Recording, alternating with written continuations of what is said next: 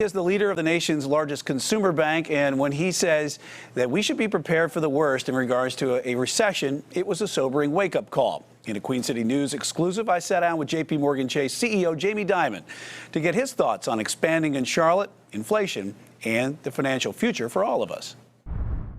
What's going on? What's working? What's not working? Jamie Dimon is holding court. October is 8 years for me. Not in front of 5,000 people in an auditorium or some boardroom full of financial executives, but in front of just a handful of his employees at one of Chase's new retail banks in Charlotte. You get jazzed by that. I do. Tell me why. I think CEOs should always get out and see people. See your clients. I'm doing a client event tomorrow. See all your people in call centers and branches. You learn from them. It's motivating. Dimon is motivated to increase J.P. Morgan Chase's footprint across the country, especially here in the banking-rich town of Charlotte. It's just the beginning of this Morgan Chase invasion. When we come in, the whole of J.P. Morgan comes in. So we have small business bankers here, investment advisors here, mortgage loan officers here.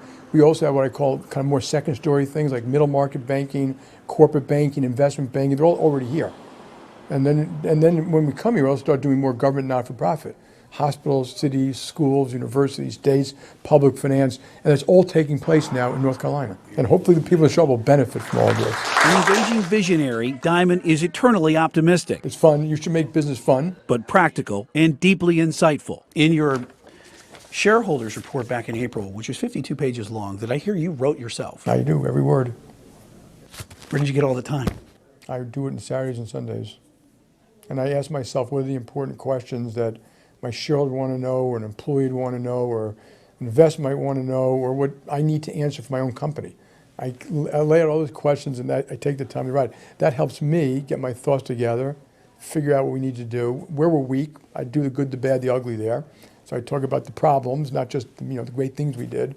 And it's honest. I want my own people to know, here's what we're doing, here's how we're trying to do it, here's the questions I'm trying to answer. Dimon is concerned about global forces threatening our economic security, the war in Ukraine, oil and gas production. While here at home, political divisiveness and inflation are worrisome, he's hoping for a soft landing or mild recession. Clearly, we were a day late and a dollar short in raising rates. I think there's two things. There's too much quantitative easing, and part of it was unnecessary, and there's too much fiscal stimulus. And those two things combined cause this, partially cause inflation, and we should have reacted sooner.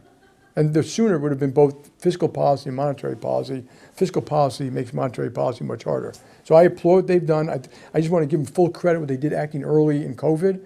And we'll get past this. They got to do their job. And it's quite clear they know they were late and they got to raise rates. And unfortunately, maybe more than you expect. And so people just have to be a little prepared for that. So a little bit of pain, but would you do anything different at this point?